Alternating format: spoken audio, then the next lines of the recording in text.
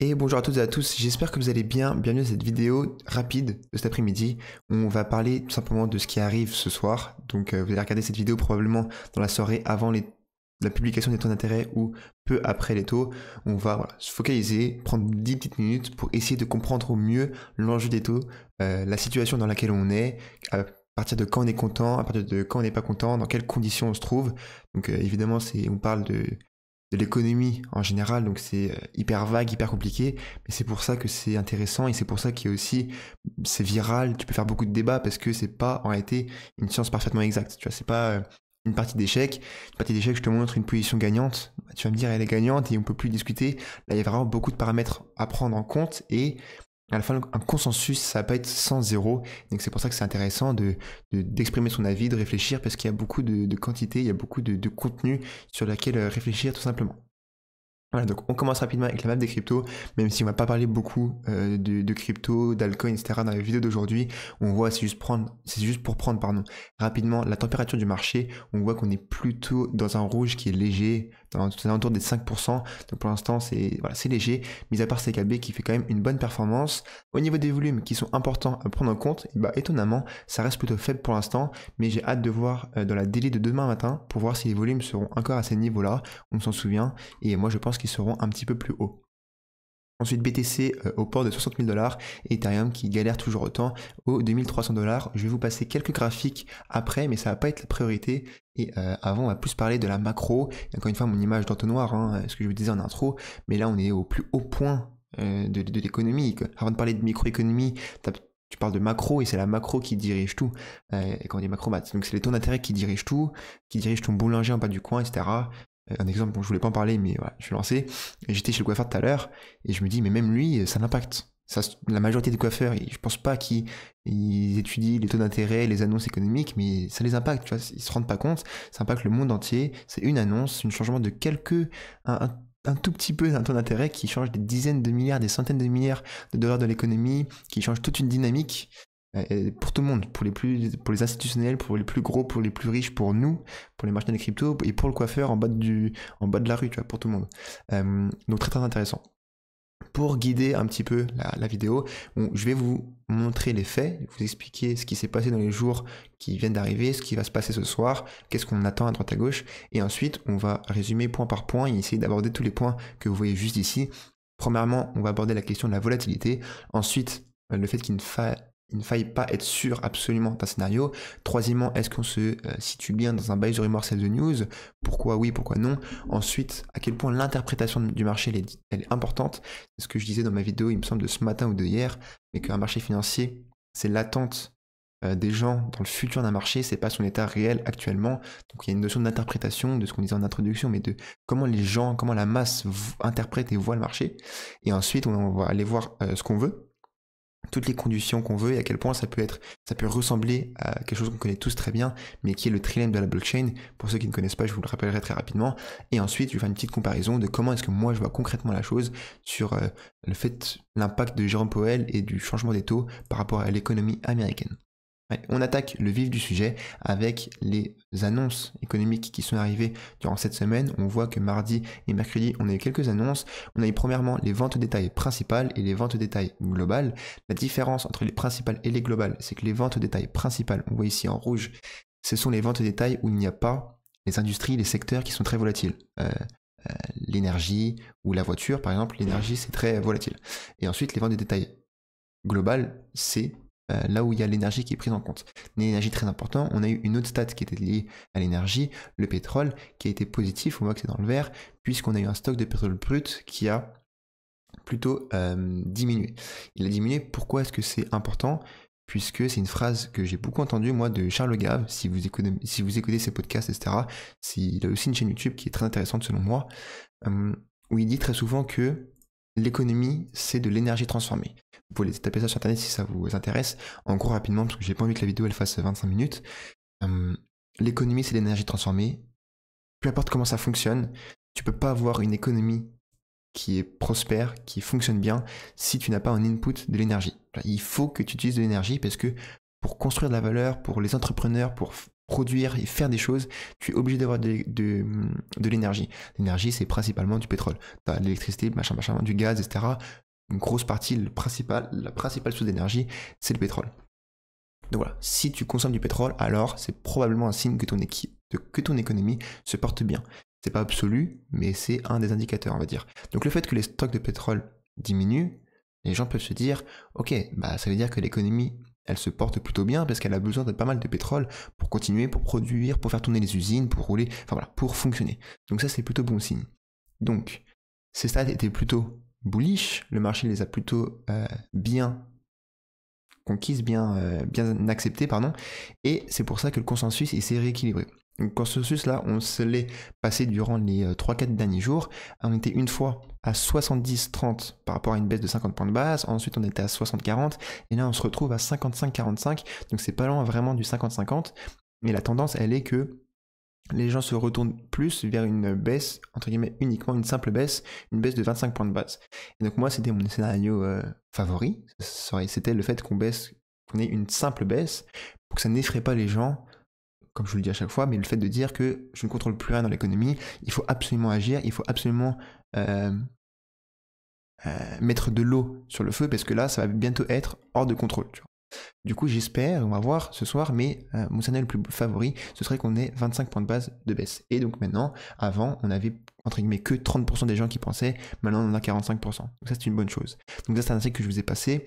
Voilà sur les stats, en gros, qu'est-ce qu'on attend. Et évidemment, ce soir, le plus gros, la cerise sur le gâteau, ça va être la décision de la Fed sur le taux d'intérêt. Donc alors, 25 points de base ou 50 points de base, on va voir. Et ensuite, je vais vous expliquer pourquoi le discours est aussi important que ça. Donc déjà, le discours est très important, on va le voir par la suite. Et aussi, l'annonce des taux est très importante parce que c'est assez différent des dernières fois, parce que les dernières fois c'était 95,5 les consensus. Donc on savait ce qui allait se passer, le marché pouvait le pricer, et entre guillemets tout le monde le savait déjà, il y avait même pas d'enjeu. Là c'est pas le cas, là c'est 50-50, bah 50-50 et t'es pas sûr, et tu fais gaffe, ok? Tout simplement. Ensuite, qu'est-ce que je voulais vous dire? Mon avis, alors c'est délicat à dire, moi à la base, j'étais clairement défenseur sur le fait d'une simple baisse. Parce que, comme je vous l'ai dit, une double baisse, pour moi, ça aurait montré trop de peur, trop de fébrilité. Maintenant, lorsque le marché a pricé une baisse de 50 points de base, bah, il a fait ce qu'il a fait, il avait déjà pricé, puisque le consensus était beaucoup plus élevé. Donc je me suis dit, bah, étonnamment, il a plutôt bien réagi le marché, tu vois, surtout le marché des cryptos, mais ça a plutôt bien réagi. Donc est-ce qu'aujourd'hui, on n'irait pas pour dire, ok, bah carrément, vas-y, sautons un pas, et tu me fais une double baisse? C'est compliqué à dire, c'est pour ça que, comme je vous disais en introduction, il y a plein de facteurs à prendre en compte, mais donc là, ma bottom line, ce serait quand même de préférer une baisse qui est contrôlée, simple, et de baisser pendant 1 an, voire 2 ans, pour ensuite arriver à des taux qui sont acceptables. Je préfère avoir un point pivot qui est délicat pour ne pas prendre trop de risques, et pas trop de changements. L'humain n'aime pas le changement, et à la fin, je pense que tout se rassemble à la nature, et plus c'est simple, mieux c'est. Ensuite, c'est tout simplement les cycles économiques, les phases du cycle économique, parce que moi, je pense, après je pars un peu loin, mais je pense que tout est cyclique. Évidemment, le cycle des cryptos, nous on est habitué au cycle des cryptos, le cycle classique qu'on connaît tous, c'est 2 ans de bull market et 2 ans de bear market, avec des cycles de 4 ans qui sont rythmés par le halving. Donc nous on connaît ce cycle-là. Ok. Il y a aussi les cycles, si tu prends un entonnoir mais dans l'autre sens, cette fois-ci des cycles qui sont juste économiques, des cycles macroéconomiques. Tu as des phases d'expansion, comme on voit juste ici, des phases de contraction. Ça c'est majoritairement régi par les récessions, les taux d'intérêt et la macroéconomie, la croissance de manière générale. Donc nous on connaît le cycle des cryptos, on va dire c'est micro dans notre cas. Le cycle un peu plus macro, c'est cycle économique de manière générale. Tout est cycle. Ouais, donc l'idée, donc là pour moi on est à l'aube du bull market, donc ça on le sait tous, tu vois. Mais dans l'idée, dans ce cycle économique, macroéconomique, où est-ce qu'on en est? Est-ce qu'on est vraiment après un creux? C'est dur à dire, tu vois, parce que d'habitude on était après un creux, après une grosse récession, après une grosse crise mondiale, etc. Là ça aurait été facile entre guillemets de dire on est dans ce creux. Est-ce que là on a vécu un creux sans avoir d'événements majeurs? Bah, je l'espère, on l'espère tous je pense, mais je mettrai pas ma main coupée quoi, en gros. Voilà, et ensuite si je continue sur le fait de dire que tout est cyclique, le dollar c'est cyclique, à un moment, le dollar ça va s'arrêter. Les nations, l'Empire romain, toute chose a une fin, et je pense que ça, on ne dit pas ça pour rien, tout simplement. Ensuite, ça c'est plus lié au discours de Jérôme Powell. Il faut vraiment pas oublier que il y a les élections présidentielles américaines en novembre, donc on est en plein dedans, on est entre guillemets, on va bientôt rentrer dans le money time pour le setup de basketball, et c'est clairement pas dans l'intérêt de n'importe quel parti, surtout celui qui est au pouvoir actuellement, que Jérôme Powell dise au monde entier à quel point ils sont dans la merde. Si quelqu'un a un impact sur le discours ou sur ce qu'il peut dire, il va forcément tout faire pour que le discours soit le plus bullish possible et soit le plus rassurant, tu vois. Rassurant, ça se dit, rassurant. Parce que forcément, si aujourd'hui on sait que l'économie, elle vaut pas grand chose, elle se porte pas bien du tout, et bah, les démocrates, ça va être compliqué pour que les gens revotent pour eux, puisqu'on va dire, même si en réalité c'est le cas, on va dire, ça fait 4 ans que vous êtes au pouvoir, moi mon steak je le paye 3 fois plus cher, ça va pas du tout, on va changer, tu vois. Et à chaque fois aussi, c'est pour ça, j'avais déjà fait une vidéo dessus aussi, il me semble, mais que c'est quand même assez lié, les élections, notamment américaines, et les marchés financiers, puisque c'est la première puissance au monde, et c'est lié simplement à la politique, l'économie. Il y a forcément des coins qui sont un petit peu liés, et je pense que ce soir, ça va en faire partie, et c'est clairement un argument qui me pousse à dire que le discours de Jérôme Powell, pour moi, j'espère et je pense qu'il sera à peu près rassurant. Il se voudra rassurant, tu vois. Il va pas faire peur aux gens. Donc ensuite, passons à la fin, on va dire les sortes de résumé de tout ce qu'on a dit. Première chose, je pense, qui est très importante, c'est le fait que ça va être très volatile. Surtout sur la crypto, mais aussi sur les marchés traditionnels. Après, ça se trouve que j'ai faux, mais je pense pas. Mais je pense que ça va être volatile. Donc les effets de levier, si vous avez des trades, si vous avez des positions avec des stop loss qui sont serrés, si vous n'avez pas de stop loss, si vous êtes dit ouais j'ai un stop loss, je veux le mettre à 62K mais je l'ai pas mis, je le mettrai demain, non, faut le mettre. Tu vois, des trucs comme ça va être volatile. Est-ce que c'est une bonne chose de passer toute la soirée devant les écrans? Je pense pas. Je pense pas. Après, moi je vais le faire parce que ça va être intéressant. C'est intéressant d'essayer de regarder, de voir sur les graphiques, tu mets une time frame assez serré, tu mets plus un graphique en même temps, c'est intéressant de se voir quels actifs sont vraiment bien corrélés, positivement et négativement, les actifs traditionnels, la bourse, donc tout ça, ça va être... Ok, voilà ce que j'ai trouvé sur le web. Putain, Siri qui n'aide pas du tout, et c'est la preuve qu'on nous écoute. Bref, tout ça, ça va être intéressant de le voir. Donc ça va être très volatile, il faut faire attention à notre argent, et il faut aussi surtout pas agir avec de l'émotion. Tu vois, il faut se dire ça monte, je vais rater le train, je suis en stablecoin, juste parce que 5 minutes après ça monte, et tu rentres, là c'est la pire des choses. Donc s'il y a un risque que tu fasses ça, il faut pas être devant l'écran parce que tu vas te faire arracher. Et à l'inverse, ouais, si ça chute 5 minutes après, et tu dis vas-y je max long, bah ça reste quand même pas une grande chose, parce que si ça baisse, tu vois sur les écrans, toi tu peux être sûr que nous on n'aura rien compris. Ça va être les mecs qui vont être devant les discours de Jérôme Powell, ils seront à 15 dans une salle à étudier ce que ça veut dire, il y a des mecs qui ont l'habitude, c'est leur métier, nous on n'a aucune idée de ce qui va se passer, très clairement.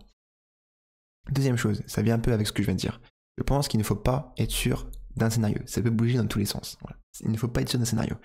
Je l'imagine avec le poker, l'investissement pour moi c'est assez similaire au poker, il y a des similitudes en tout cas, et je pense que la pire des choses, c'est d'être sûr d'un scénario, qu'on soit très bullish, qu'on soit très bearish. C'est vrai ce soir et c'est vrai tout le temps. L'exemple avec le poker, il est où? Par exemple, j'ai une paire de dames et toi, tu as un 9-4 dépareillé, il y a peu de chances que tu gagnes. Si on est all-in pré-flop, il y a peu de chances que tu gagnes, mais ça se trouve que tu vas gagner. Tu vas gagner dans, j'en sais rien moi, 4% des cas, 5-6% des cas, tu vas gagner. Donc oui, j'ai toutes les chances dans ma main, oui, je vais mettre beaucoup d'argent si tu veux parier sur la table, mais il y a un monde où je vais perdre, tu vois, et c'est juste, ça se passe comme ça. Et je pense que les marchés financiers, c'est pareil. On peut dire là, les chiffres sont bons, le consensus est bon, l'argent va te revenir moins cher, on s'est sauvé d'une récession, etc., donc on va monter.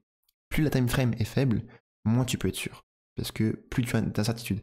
Et si les whales, les mains intelligentes, s'il y a un transfert d'argent, etc., ils veulent te liquider et ils veulent aller vers le sud, même si les news sont bullish, tu vas aller vers le sud, tu vois.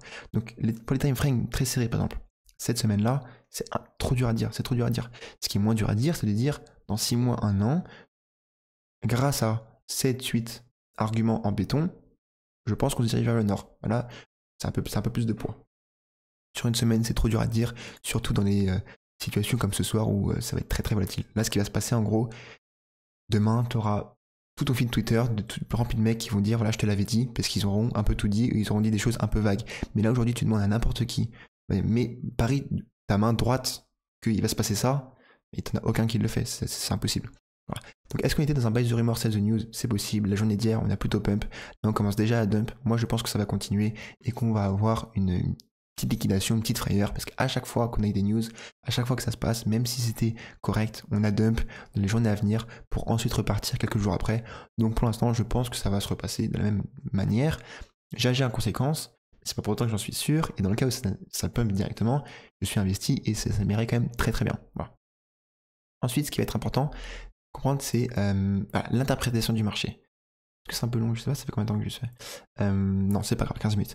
Ce qui est important, c'est l'interprétation du marché, et ça, c'est ce qu'on disait en intro de vidéo, c'est...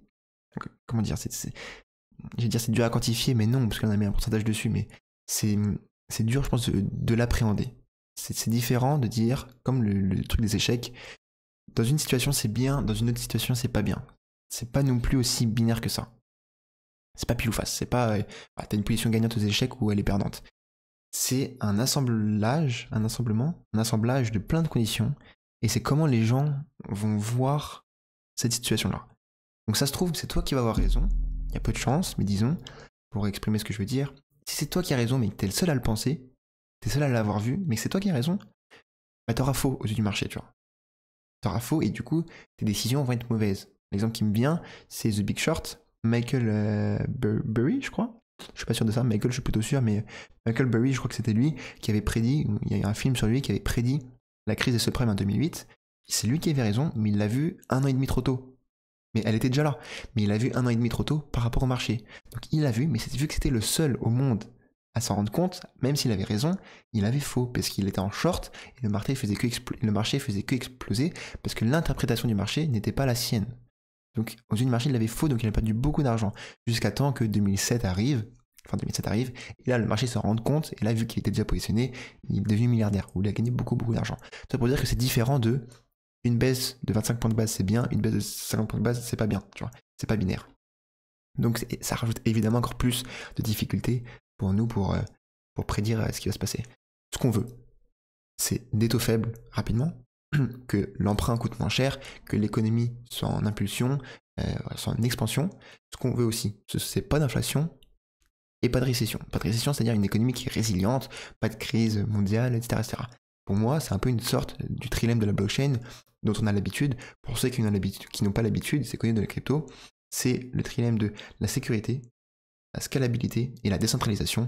Ces 3 gros piliers qui sont des caractéristiques pour décrire une blockchain. C'est Vitalik Buterin qui a annoncé, et pour l'instant ça s'avère être vrai, que c'était impossible d'être bon partout. C'est impossible d'être à 100% dans ces 3 points-là. C'est comme si je te dis, pour moi, c'est impossible d'être et un génie en maths, et un génie en sport, et un génie socialement. L'intelligence, c'est un prisme de plein de choses. Tu peux pas être à 100 partout, sinon t'es Jésus ou t'es Dieu, tu vois. T'es soit très bon en maths, et un peu moins bon en sport, ou soit l'inverse. En tout cas, moi, c'est à peu près comme ça que je vois les choses, et c'est à peu près la même chose avec la blockchain, et avec l'économie en général. Donc l'idée, là, c'est de dire, bon, ok, on veut des taux faibles rapidement, mais pas trop, sinon l'inflation elle repart. On veut pas d'inflation, mais on n'en veut pas en dessous de moins 2%, et on veut pas de récession. On veut une économie qui est résiliente, mais pas trop pour la ralentir et pour ralentir l'inflation. Enfin, quand on dit que c'est un jeu d'équilibriste pour la Fed, c'est un vrai jeu d'équilibriste, c'est vraiment chaud, quoi. Et donc ça revient encore mettre une couille sur le fait de dire que c'est pas blanc ou noir, c'est pas binaire. Voilà, c'est compliqué et il y a plein de caractéristiques. Voilà. Et donc la conclusion, je vais la faire maintenant. La conclusion de ça, c'est qu'il ne faut pas être sur des scénarios, parce que même si on est très convaincu qu'on pense savoir des choses, on ne sait pas, les gars, on ne sait pas, et ça ne dépend pas que de nous, ça ne dépend pas de ce qui se passe dans notre tête, et ça dépend sûrement beaucoup plus de facteurs dont on n'a pas encore connaissance. Et voilà, on aura connaissance dans 6 mois, alors que les gens au pouvoir, ils ont une connaissance dès maintenant, tout simplement. Et ensuite, tu vis beaucoup plus simplement quand tu dis ça, parce que tu dis, quand tu as eu tort, bon bah oui, j'ai eu tort, j'ai fait de mon mieux, après ça dépend pas que de moi. Voilà comment je pense. Et du coup, comment moi j'ai agi financièrement, on va dire, parce qu'à la fin, on est là pour ça, comme au poker. Au poker, si je me dis, bah, cette main-là, si je vais all-in, j'ai 7 chances sur 10 de gagner le pot, bon bah je vais y aller. Et 7 fois sur 10, je vais avoir bon. L'idée, c'est que je gagne plus sur les 7 fois sur 10 que je ne perds les 3 fois sur 10 où j'ai tort. La même chose sur l'investissement. Pour aujourd'hui, par exemple. Aujourd'hui, je pense que ça va baisser, donc j'ai pris un petit stablecoin, mais si je l'ai pas, bon bah tant pis. Et j'espère que je gagnerai plus le jour où j'aurai raison, dans 3, 4, 5, 6 mois. Voilà. En tout cas, dans les 2 cas, ça me va. Et je pense que c'est l'idée qu'il faut. Il faut pas être binaire. Ou polarisé, c'est le mot. Il faut pas être polarisé. Ensuite, pour conclure, la comparaison entre les taux de la Fed et par exemple moi et YouTube, ça j'ai oublié ce que je voulais dire. Ah oui, ce soir, tout est dans le discours. Ça revient à ce que je disais avant, mais tout est dans le discours. Par exemple, si on prend YouTube, disons que on parle de l'événement de ma chaîne YouTube, vous êtes l'économie, vous êtes mes spectateurs, la communauté, vous êtes l'économie, et moi je suis le mec qui dirige, dans ce cas Jérôme Powell. Si je prends un même fait, le même fact, si je vous dis, à partir de demain, il n'y aura plus une vidéo par jour, il y aura une vidéo tous les 3 jours. Ce fait, il ne change pas. Maintenant, le premier scénario, si je vous dis, il y aura une vidéo tous les 3 jours parce que je suis plus motivé, j'ai la flemme, ça sert à rien, voilà, ça me gave, donc je vais arrêter. Bah là, ça c'est très mauvais. C'est très mauvais, l'image va être dégradée, c'est pas du tout sexy, c'est pas quelque chose de bien qui se passe. Maintenant, je prends le même fact, et au lieu de sortir ce discours-là, je vais sortir un tout autre discours, mais rien n'aura changé concrètement, mais je vais dire, je vais plus faire une vidéo par jour, moi j'en vais faire une tous les 3 jours, puisque maintenant elle va être beaucoup plus travaillée, elles vont durer entre une demi-heure et 1 heure, je vais faire des dossiers beaucoup plus souvent, et tous les jours je serai en live, et en plus je fais des spaces sur Twitter tous les 2 jours. Voilà, c'est plutôt le même discours, tu vois. Et là ça donne envie de s'abonner, alors que premièrement, pas du tout, alors que c'est passé la même chose. Donc ce soir, moi c'est comme ça que je le vois, c'est tout est dans le discours. Si Jérôme Powell fait un discours qui est rassurant, qui dit au marché que l'année prochaine, tout est tracé, on est convaincu que ça va se passer comme ça, on est très confiant, et dans 1 an, les taux seront bas, l'économie sera stable, et c'est bon, c'est la fête au village, là ça va très bien se passer. Si, même si concrètement rien ne change, le discours n'est pas celui-là, ça peut être beaucoup plus compliqué. Écoutez, voilà pour le bilan. Tout simplement, je ne vais pas passer le graphique, il n'a pas changé par rapport à ce matin, ça sert à rien de parler pour parler. Voici, voilà, selon moi, le bilan, de comprendre l'enjeu des taux. C'était assez complet, brouillon je pense pas en réalité, mais c'était assez complet, et vague non plus je pense pas, mais c'était pas, encore une fois, c'était pas binaire, parce que le sujet ne l'est pas. Si on avait parlé d'une composition d'échecs, j'aurais été très clair. Là c'était compliqué, parce qu'il faut prendre beaucoup de caractéristiques en jeu, donc bah, tout ça pour dire, on se voit de l'autre côté, on se voit demain matin, et je vous souhaite une excellente soirée, et je vous dis à demain. Ciao ciao.